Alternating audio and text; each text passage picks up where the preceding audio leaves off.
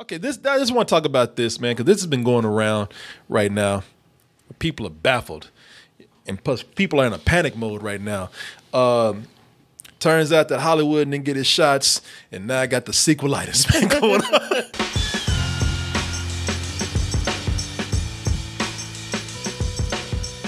So it's a bad case. So sometimes that old sequelitis can do you good, put a little pep in your step.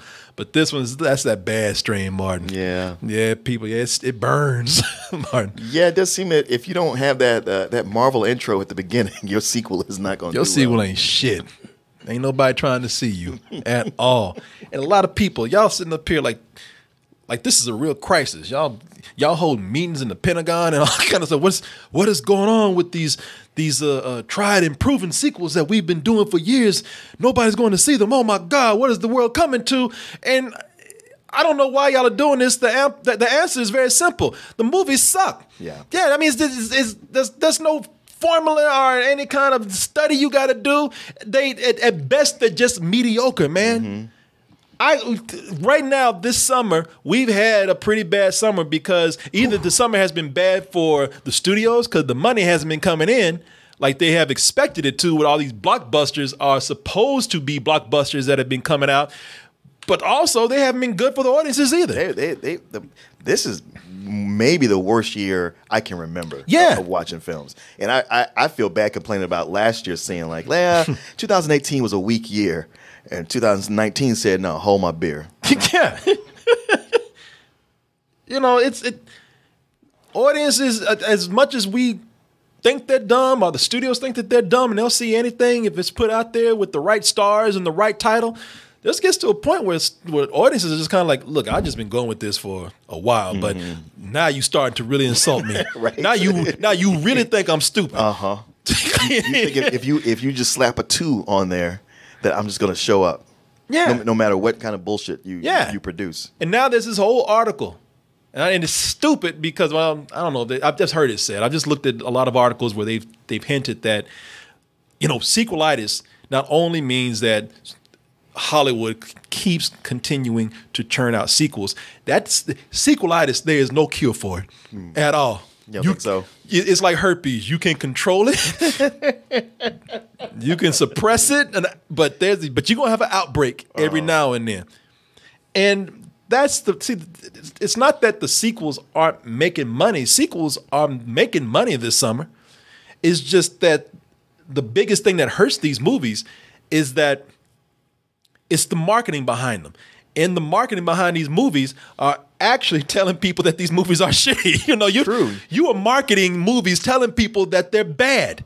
That's why these movies are not working out too well. Sometimes you can fool people by making a good trailer or putting something together that even lies to people. Yeah. But your marketing is so tame and mediocre and sometimes just downright mysterious that of course people are going to say, you told me that it's a piece of shit. Why am I going to go? And like I said, not all of them are that bad. At best, they're just okay. Nothing that a blockbuster should really be. Sure. We can go through a handful of these Well, we'll go through all of them. Yeah, let's go through. Yeah, they're just real quick, man. And again, doesn't take long to go through these. Let's start out with what people were really hedging their bets on. The thing that was going to be a surefire hit this summer.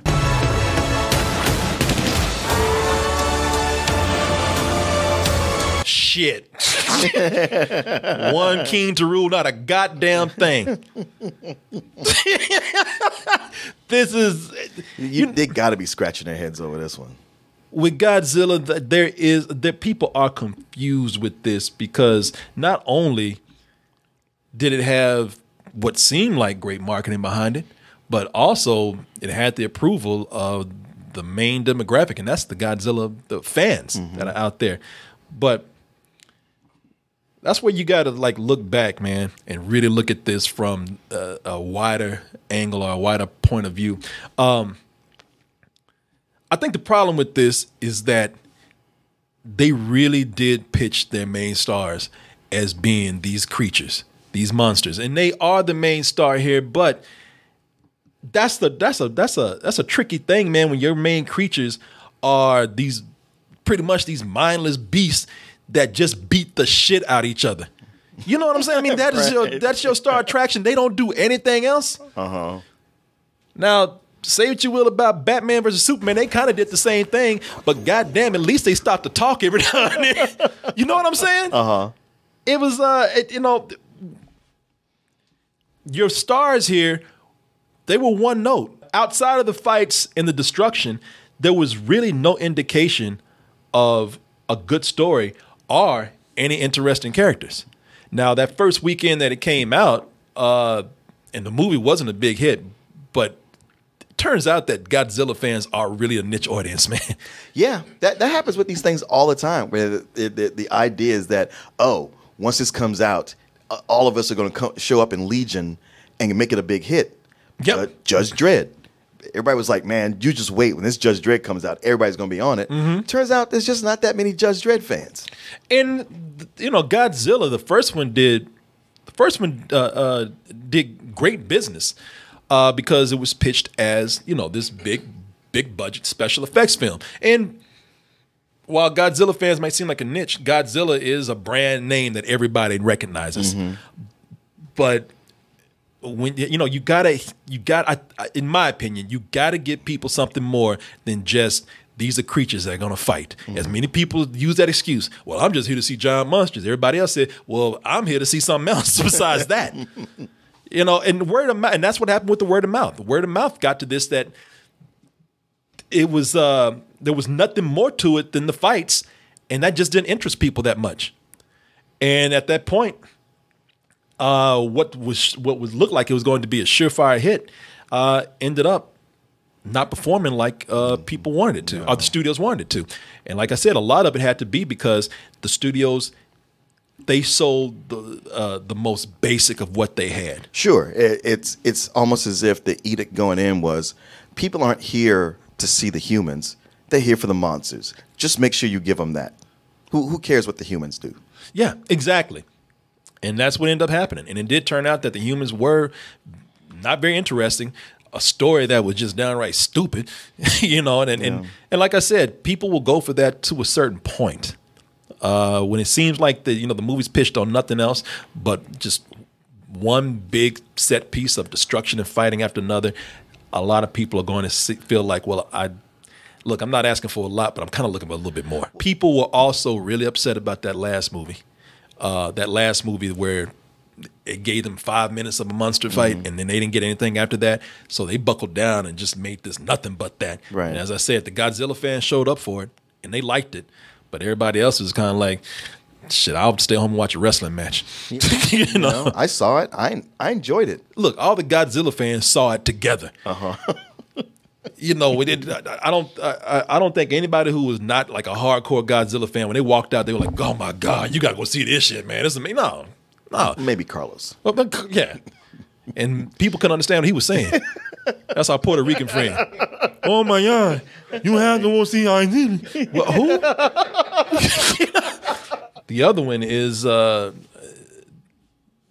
this movie right here, which is no surprise to anyone at all. Look. You're special, Gene. You will possess the very power of a god. That's Dark Phoenix, of course. And let's be honest, as we said before, you know, this movie kind of had an unfair edge coming out because no one gave a about this after, you know, it's true. After the news came out that Marvel bought Fox, we took this version of the X-Men and just threw that shit in the trash right when it was announced. You know, no one cared about it. But at the same time, the trailers gave no one a reason to care. Yeah, there was nothing really exciting in the trailer. A lot of what's in there is what we've seen already with The Last Stand. Exactly. And say, I don't really want to repeat that. If you look like you might be giving me that movie again, I don't want any part of it. Yeah. You know, for fans of the comics and of the movies, those who who are considered to be the hardcore fans, they've seen this before already. I mean, you're on your last movie, and the thing that you give them for the last movie is some shit you put in the microwave and just served again. You know, we've seen this before. We've seen the Dark Phoenix saga. So for the fans of this series, the fans of the comics, they've already seen this done. And it doesn't matter if they are doing it better, which it didn't seem like it, because for the casual moviegoers out there, this looked like any other X-Men movie that was out. Nothing about this really stood out. Yeah. You know, and also, not only did this look bland, but shit, it was made even more bland because you didn't have Wolverine in there. The only thing that most people recognize as far as the casual moviegoers go. And this happens all the time with these sequels. They will pay the price for what the previous movie did.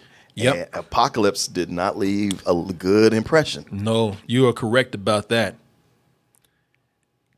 Also combined with the fact that people said, you know something, I'm looking at this trailer right here, and y'all ain't got shit on these Avengers, man. You know, you want to give me epic, I'm going to see this shit again. You know, why want to see this when I can just go see this another time? The other thing, you know, we got a big, powerful, super-powered woman in here. Well, Marvel got that shit too. And guess what? She's in the Avengers, bitch. She got her own movie and she's in another movie. So there's nothing that you're giving me here that I can't get better from somewhere else. The marketing behind that movie, just like with Godzilla, it gave no real sense of story. It gave no real sense of something that people should go see besides, look at this. Superheroes, special effects, explosions. You gave people the most basic of anything. And just imagine this with I think one of the problems with Godzilla is that Godzilla did not give any real sense of, you know, it's not that people even looking for a good story. They didn't get any sense of story from that at all. Yeah. And it's the same thing with Dark Phoenix. Dark Phoenix, I mean, we know she has powers, but now if you know the Dark Phoenix story, that's fine. But it just keeps talking about you got these powers and you oh my God, you can do crazy things with this shit. People are like, okay, but what does it mean? I don't understand this. I think it was kind of for people out there who don't know the story, a little bit vague. Oh yeah. It relies too much on you having a deep relationship with these characters. And you're kind of like, well, this version of them just showed up. Yeah. This whole powerful thing with Jean Grey, the problem with it being vague is that shit, we don't even know this bitch right here. You know, it's like, who is she? Yeah. Why am I supposed to care about her power when I don't even know her personality? And we already talked about this dude right here and how no one was even looking for a Shaft. You marketed it. What happened with Shaft is that Shaft came out of nowhere. Man. From 20 years back. And you're pushing the son over the main character. And you're also pushing a movie that doesn't even resemble that. If you remember the last movie, you don't recognize it by this because these are two different things. Shaft completely bombed because of that. Yeah, no one was looking forward to it. And what you did pitch, you pitched it wrong. You didn't give you gave people no reason to pick up from what they did 20 years ago at all. Yeah, it needed to have a push that was going to, I guess, get you to remember Shaft for a while. But it's almost like it was a late entry, even into letting you know it was coming out. Yeah, exactly. No, I mean, no one cared. This is probably to some people, not to me, but this is the one that has people the most confused right here because they thought, oh, well, surely this is going to be the one to make money. Catching up on my daily meditation. Time for lunch, I think. You hungry? It's 9:30. Perfect. Tuesday's taco day.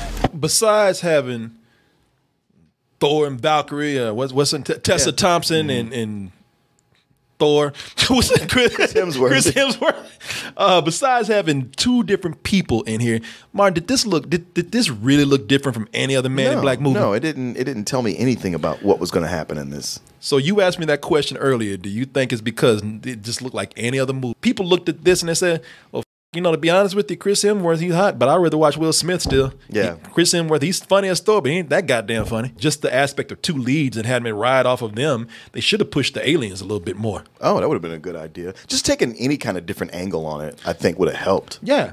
You know, because they're really one of the biggest mistakes, unfortunately, today, and I think this is a mistake that this trailer made. The marketing behind this was bland from the very beginning. I looked at this and never said from the beginning. I said this is not going to be a hit. I just don't feel it.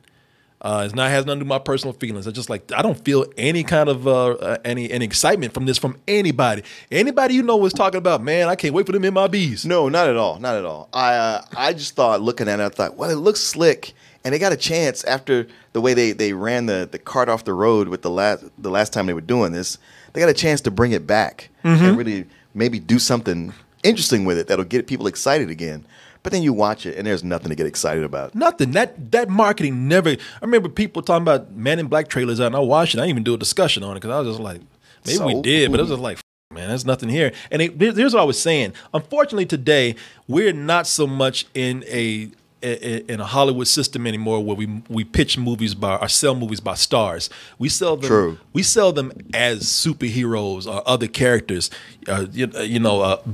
Voices in cartoons, James Bond. These people. You try to sell them as themselves. Chris Hemsworth has not been able to sell a movie as Chris Hemsworth. True. And that's one of the mistakes that they made in this trailer too in the marketing. Even though he's in a different movie, they still tried to sell this shit as Thor. Looks like the tables have turned. That was an incredible catch. I was like, why are you doing this, man? You know you don't want to be. Motherfucker, you should be scared to go to Home Depot anymore. Because you're tired of the people having you pick up a fucking hammer. Oh, hammers. How does this one feel to you, sir? I'm not touching it. Why you let them do this to you? That does not help you at all. And people are saying, and I think that even indicate to people like, okay, you can't even, you got it. You mean you got galactic CIA people chasing aliens and you still pitching me on Thor? You can't even sell your own movie, man. And they should have. That's how they should have sold this, man. They should have sold it not only sell it by the stars here, but they should have sold it by showing you more aliens and more crazy stuff. And not just aliens with dance moves and shit. I looked at that. That's another thing that turned me off. I was like, I knew exactly what was happening with that. I was like, oh, these aliens have come down. They picked up dance moves from people, and they're gonna have a dance number. That's exactly what they did. Nobody wants to see that shit. Maybe he should have been Thor in the movie. That would have sold. Thor is one of the aliens. They actually go to his planet and shit. He comes down to the MIBs. They gave you aliens in this movie, and they didn't try to sell you on wacky designs. They sold you on shit that humans do. Dance. Yeah, man. This is again your marketing. And finally, this one is not so much. People will tell you that this is not really a failure. I love the car! It's the best! This place is... What? Yo, movie, this. I have no real clue as to why this failed, except for one thing. And when I say failed, that's saying that loosely because Secret Life of Pets 2 didn't really do terrible. It went past its budget domestically. It's at $92 million. So it's not a flop, but it definitely didn't do as good as the first one. No. Like I said, the first one was already past $100 million on its first weekend. The only thing that somebody told me that I'm thinking about is that they tried way too hard to pitch other characters when it should have been Max that they should have kept it on. Yeah, there's that. Well, my feeling was it wasn't so much they pitched other characters, but they pitched Kevin Hart as that bunny. And you could tell with what they were doing, they were really trying to maybe have some kind of spinoff or do a toy line with him or something because they were trying to pitch that, cosmic bunny or galactic rabbit or whatever. Yeah. It's no time, baby. Snowball! Maybe they just scared the f out of people. And there's a lot of people who just don't want to go hear Kevin Hart go, ah! Yeah. I mean, there's a lot of people that feel that way, and I think they overestimated his appeal, his character's appeal for this movie. Because even with the first movie, the bit he was in there, people were like, man, I don't know about this, and that nigga's annoying. But then his character actually has a smaller role, and when he comes in, he's like, okay, that's actually kind of funny. But they push it. You're like, wait. I never said I wanted him to be a third of this movie. Yeah, they're really trying to push this Captain Snowball character. And I think people are like, you know what, I'll just put on Secret Life of Pets 1 again. So I don't have to hear his ass no more. Now, compare that to the sequels that not only have done well, because we already talked about the Avengers. Now, everybody can say, all right, look. That's a special case. That's a special case right there. You can't really count that. But think about some of the movies that are coming out or have been out, and it's easy to forget because they came out. Summer moves so fast that you give it a few weeks and you can forget about even the successful movies. John Wick 3. John Wick, excommunicado. Here's two things with John Wick that made it successful that you can separate from the marketing of the other films. One, they sold this movie on the action, which is what people are looking for. The action is pretty much as much of a character as John Wick is. Yeah. But also, they did show you that for people who are fans of this movie, they promised you the continuation of a story. Clear cut. He's excommunicado. He's running from everybody that wants to kill him, and he's doing it with dogs that eat people's nuts. It's like, but they continued like his story. Like, how is he going to go up against a whole world of people that are fighting him? Very clear, concise. It's the continuation of a story, but also what I see here is it doesn't just have the killing, the action, but it has the style because it's the marriage of both of those things, and you're seeing different ways people are getting killed. It's not all just shooting in the head, but it's like, okay, you're expanding on how people are getting killed, and then you have Mark Dacascos as a clear nemesis that he's going against, who's going to be a rival. So there's like, hey, here's all the stuff that you liked, looking even better, and some other things we've added to it. Plus the continuation. It's like, plus you've been on this journey with us. Come on, you want to see what happens next. Yeah, exactly. No, that's very true. The creative style with the way that they even killed people in the movie was something that people are looking forward to. Oh, he's on a horse and he cut somebody's head off. I'm not even a fan of these movies, but watching that trailer, I was like, that is kind of exciting. And John watching him on a horse. Yeah, man. I mean, if anything, that they maintained true to that world, and that was clear in the marketing. Movies aren't even out yet, and they're projected to be big hits. You got this movie coming out, and people are saying, well, of course, it's Disney. Everyone, Bonnie made a friend in class. Oh, Forky. Hi. Hello. First, I was kind of laughing at old Forky right there, but what they've done with Toy Story 4 in their marketing is that with the introduction of a new character, unlike introducing just Chris Hemsworth and Tessa Thompson, it's like, look, we just got new people. The introduction of a new person here promises the introduction of a new storyline, which they have made clear here. They promised you a new character that is, and plus a new storyline that happens. That's why people are looking forward to Toy Story 4. Whereas they weren't before. It was always like, oh, great, another one. I thought these were done. When are you going to stop? Yeah. But they put this up here and you go like, a new character with new implications that upset the status quo of these things. Yeah, there's some imagination in that, man. A utensil that comes to life as a toy and can't figure things out. What does that mean? Yeah, and also just they're putting these characters in new environments and showing how they're interacting with it and how this is actually an imaginative. They're showing so much imagination and what they can do with the story before you've even seen it. That people are looking forward to it. That's how you market your movie, man. And who knows? Plus, it helps to have 3 really, really good movies already on file. Exactly. But they've kind of followed suit and showing you what made those movies so popular. They're promising to do here. Yeah. Not just, hey, look, there's a funny talking spork right here. It's like, nah. There's more to it than that.